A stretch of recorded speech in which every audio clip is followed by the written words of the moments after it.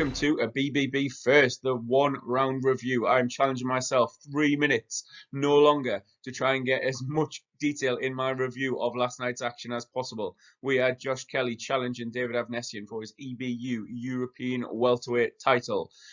I'm going to start with Josh. As the Brit, we are British Boxing Blog after all, and we will move on. And believe me, the victor will get his credit and will get his respect that he thoroughly deserves.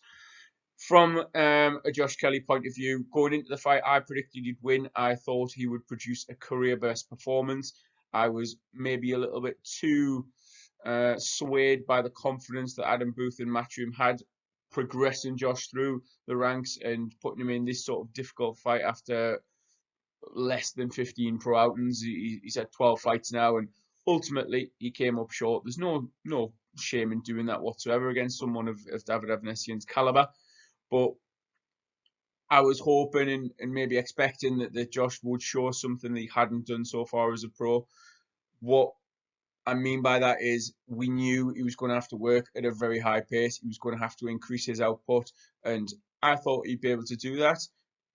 Watching the fight last night, first 3 rounds, everything going to plan from a Kelly point of view and from my prediction point of view. But things appeared to start to unravel very, very quickly. And there's a lot of doubt being cast about Josh Kelly and lots of criticism coming his way. He's a very divisive figure in boxing.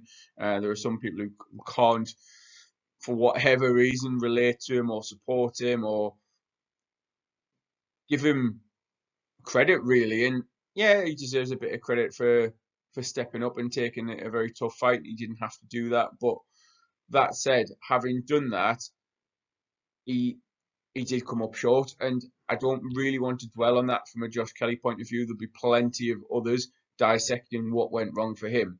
I'd like to talk about what went right for this man, the European champion.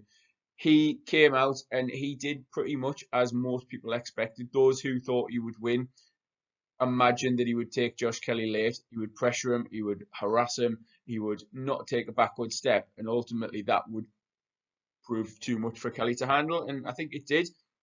But what I'd like to say and like to give Avanesyan the credit for is lesser boxers wouldn't have been able to do what he did. It's all very well attributing it to the physical wear and tear, the pressure and the gas tank of Kelly. But there are loads of fit boxers, fit as a fiddle in fact, loads of boxers that are strong as ox, and they wouldn't have been able to do what Avanesyan did to Kelly. He fought to a game plan. He showed great boxing IQ to cut off the ring and to force Kelly into his sort of fight. And he did that a lot earlier than many predicted.